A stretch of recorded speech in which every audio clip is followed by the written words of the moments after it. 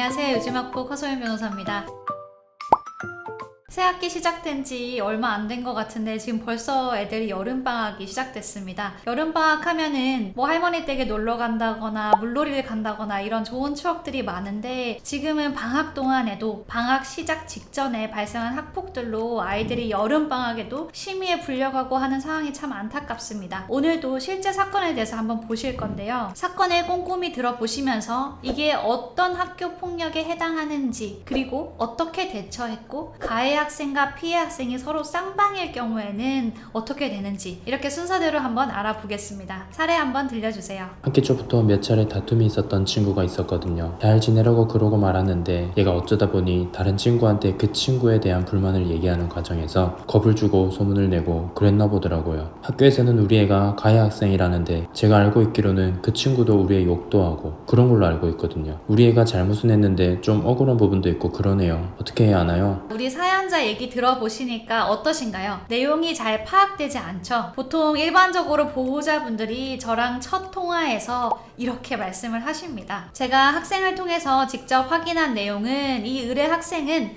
상대방 학생의 괴롭힘 때문에 이번 학폭에 연루된 것이었습니다. 우리만 가해 학생으로 심의를 앞두고 있는 상황이었기 때문에 빨리 의견서를 제출해서 사건에 대해 피해 학생으로 판단받을 수 있게 사건을 병합해야 되는 상황이었습니다. 제가 너무 어려운 단어들로 설명을 드린 것 같은데요. 이 병합이라는 것은 우리가 현재 가해 학생으로만 신고되어서 심의될 이 사건에 대해서 피해 학생으로 동일한 학생한테 신고를 해서 이 두 사건을 묶어서 심의를 한다는 뜻입니다. 정리된 사실관계를 한번 보면, 이 의뢰 학생은 땡땡땡 학생과 가까이 지내다가 의뢰 학생의 연애 얘기를 듣고 의뢰 학생의 전 여자친구를 찾아가서 의뢰 학생이 뭐뭐 때문에 헤어졌다라고 하던데 그게 맞냐라고 물어봤습니다. 우리 학생은 땡땡땡 학생이 정말 친한 친구라고 생각을 해서 연애 얘기도 하고 나름대로 비밀을 공유한 건데, 저렇게 전 여자친구를 찾아가 버려서 결별 사유를 물어보고 주변에 알리고 다니고 이러니까 꽤 화가 난 거죠. 그리고 저 얘기들이 사실도 아니었다고 합니다.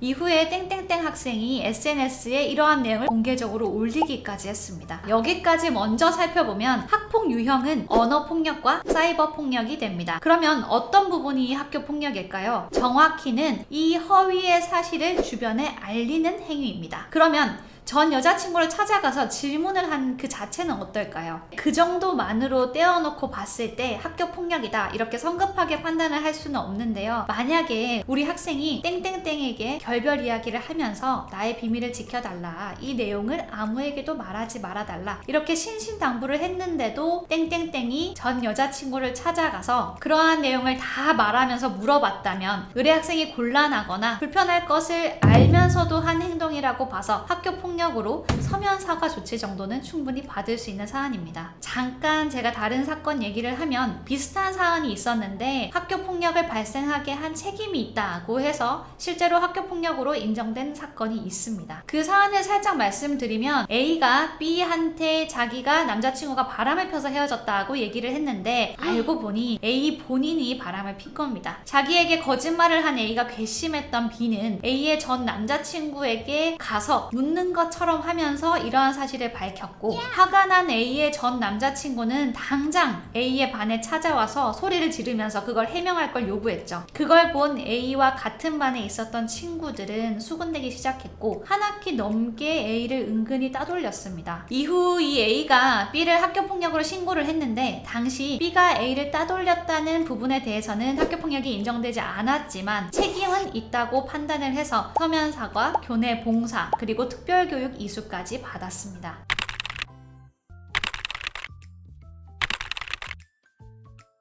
다시 우리 사건 본론으로 돌아와서 계속해서 얘기를 해보겠습니다.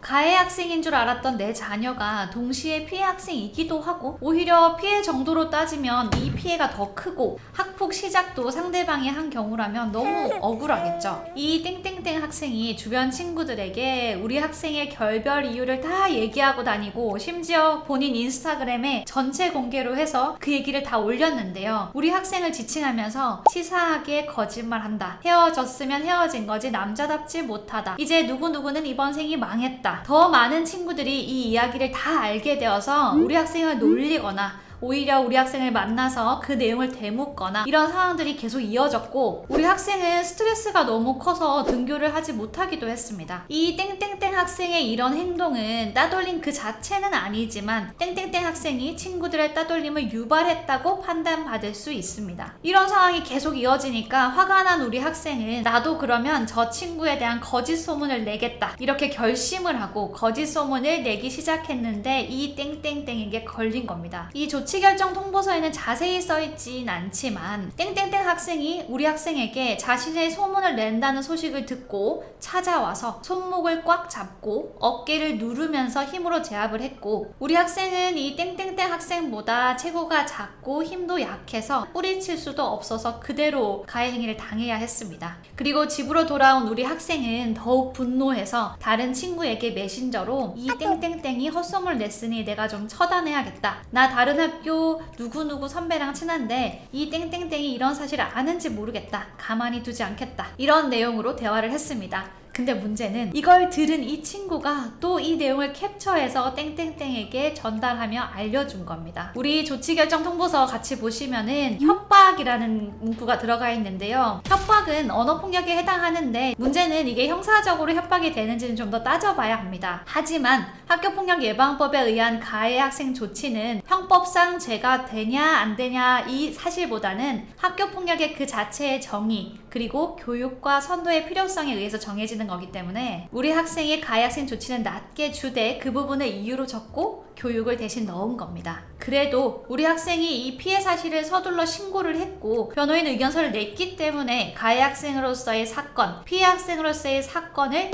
병합해서, 즉 묶어서 심의를 받을 수 있었고, 자신이 이 땡땡땡에게 한 가해 행동에 대한 충분한 경위를 설명했기 때문에 2호 조치에 그칠 수 있었습니다. 종전에 우리가 본 것처럼 1호, 2호 조치는 기재유보부 조치이기 때문에 이행만 하면 생기부, 생활기록부에 남지 않아서 부담이 없는 반면 이 땡땡땡 학생이 받은 4호 사회봉사 조치는 성실히 수행해도 생활기록부에 남게 됩니다. 이처럼 학교폭력 사건이 발생했을 때 접수된 사실만 가지고 바로 성급하게 판단하실 게 아니라 그 이면에 있는 이야기를 아이들에게 충분히 들어보고 확인한 다음 대처하시길 바라겠습니다. 그래야 나중에 가해 학생으로만 오인받아 과한 처분을 받는 것을 피할 수 있고 피해 학생으로서의 보호 조치도 충분히 받을 수 있는 겁니다. 오늘은 가해 학생이 동시에 피해 학생이었다는 사실이 밝혀졌을 때 어떻게 대처해야 하는지 그 결과를 가지고 함께 살펴봤습니다. 가해 학생으로 신고받은 우리 자녀가 피해 학생으로서 신고를 할 때는 그냥 단순히 피해 학생이었을 때보다 더 복잡하고 어렵습니다. 그래서 전문가와 상의해 보시기를 권유드리면서 오늘 영상을 마치겠습니다. 추가로 궁금한 점 있으면 언제든 편하게 연락 주십시오. 친절하게 도와드리겠습니다. 학폭 상담은 허소연, 다음에 또 만나요.